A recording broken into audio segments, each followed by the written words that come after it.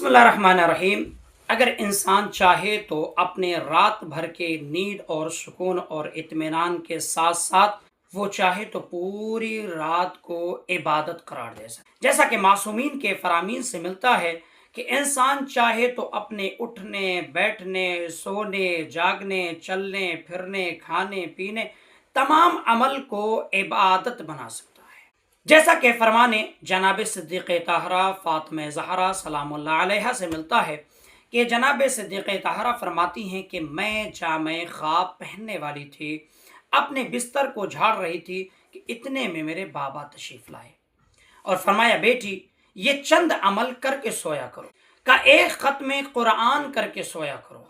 تمام پیغمبر کو اپنا شفیق بنا کے سویا کرو، تمام مومنین کو خوش کر کے سویا کرو، پوری رات عبادت کر کے سویا کرو۔ جناب صدیق طاہرہ منتظر ہوئی کہ پیغمبر جواب دیں کہ کیا ایسے عمل ہیں کہ جسے کرنے کے بعد یہ تمام کے تمام ثواب مل جائیں گے۔ جناب فاطمہ زہرا سوال کرتی اس سے پہلے پیغمبر نماز میں مشغول ہو۔ نماز تمام ہو گئی تو بی بی نے بڑھ کر کے فرمایا، بابا جان سونے سے پہلے یہ تمام عمل انجام دینے کی میں قدرت نہیں رکھتی ہوں۔ پیغمبر اسلام مسکرائے اور مسکرا کے فرمایا، بیٹی سونے سے پہلے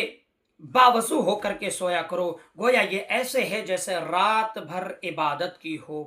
3 مرتبہ سورہ توحید پڑھ کے سویا کرو، گویا یہ ایسے ہے جیسے پوری رات میں ایک ختم قرآن کیا ہو۔ سونے سے پہلے درود پڑھ لیا کرو، گویا یہ ایسے ہے جیسے مجھے اور باقی تمام انبیاء کو اپنا شفیق بنا لیا ہو۔